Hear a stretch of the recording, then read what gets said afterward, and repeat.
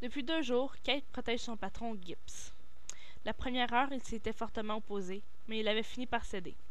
Il avait cru que c'était un moyen de se rapprocher d'elle. Peut-être même qu'il ferait ce qu'il n'avait pas eu le courage de faire depuis un mois. En effet, il s'était rendu compte, depuis un certain moment, que plus il apprend à connaître Kate, et plus il a envie d'en savoir plus. Car un sentiment nouveau était en train de naître. Il s'en est bien rendu compte, mais il niait tout sentiment jusqu'à il y a tout récemment, lorsque Tony avait ouvert l'enveloppe contenant le virus de la peste. Il avait failli le perdre, et il avait peur pour Kate, qui était restée avec Dinosaur, et qui aurait pu finir par contracter le virus si celui-ci n'avait pas été aussi inoffensif. Si seulement il n'avait pas instauré cette fichue règle, pensa-t-il, celle qui interdisait toute relation entre agents. Stupide crainte de s'engager. Il l'avait instaurée après avoir divorcé de sa troisième femme. Il croyait que rien au monde pouvait être pire que l'engagement entre agents, car si les agents se disputaient ou encore se séparaient, quelles en seraient les répercussions sur le dynamisme de l'équipe. Soudainement, quelqu'un cria, ce qui le ramena à la réalité.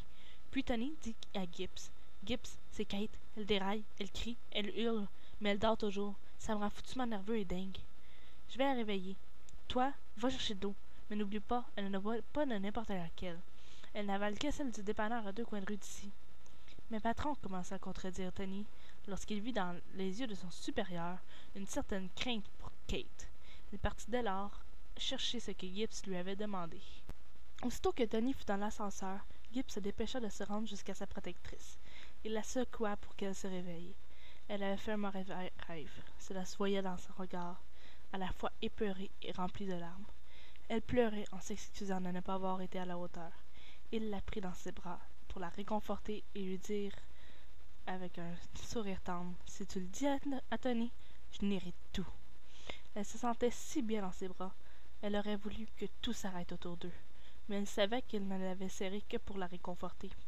Elle le savait, mais espérait en son fort intérieur qu'elle se trompe. Elle aimerait tant que leur complicité devienne un amour éternel. Soudain, elle sentit qu'il lâchait son étreinte. Elle eut envie de dire « Non, ne me laisse pas !» Mais elle venait de voir Tony qui lui apportait de l'eau, alors elle n'en dit rien. « Merci, répondit-elle simplement d'un air triste. Puis elle dit à Gibbs qu'elle devait aller voir Abby quelques minutes, et aussi, elle lui fit promettre de rester assis bien sagement à son bureau. Elle prit l'ascenseur pour aller au laboratoire où se trouvait Abby. « Salut !» lui dit Abby. « Tu n'as pas l'air d'aller, toi. C'est affreux, j'ai fait un de ces rêves qui vous enlève le goût de vivre. » Puis elle se lança dans l'explication de celui-ci. « Eh bien, moi, j'ai rêvé que Tony avait du sang plein la figure, et quand je me suis réveillée, je pleurais. Tu imagines? Je pleurais, dit Abby. » Après cette discussion qui lui avait fait le plus grand bien, Kate retourna voir si son protégé avait respecté sa parole. Lorsqu'il entendit l'ascenseur, Gibbs, quelque peu indigné d'avoir à suivre les ordres de cette subalterne, « Bon, je peux bouger maintenant? »« Seulement si tu remets ton gilet par balle, » exigea Kate.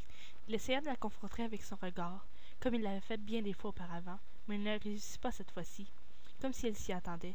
Finalement, il se résigna et il s'exécuta. Tony, qui assistait à la scène depuis son bureau, il était surpris de voir Gibbs se laisser donner des ordres et exigences en les respectant. Lui qui habituellement refuse toute forme d'autorité, il était là, à se faire mener par le bout du nez, et il souriait. Mais ce sourire, Tony ne l'avait jamais vu. C'était un sourire inhabituel chez l'homme qui se tenait devant Kate. Il était tellement absorbé par la scène qu'il ne vit pas Maggie s'approcher. Ce dernier avait bien vu que Dinosaur était concentré et il décida alors de se venger de tous les sales coups qu'il avait subis de sa part. Il s'approcha derrière Tony, lui flanqua une canne derrière la tête et dit d'une voix forte et ferme « Tony! » « Mais patron, dit-il en se retournant doucement, qu'est-ce que j'ai fait pour... » Il s'arrêta net lorsqu'il vit que Maggie qui riait. « Alors le bleu, ça te plaît de te faire passer pour Gibbs, hein?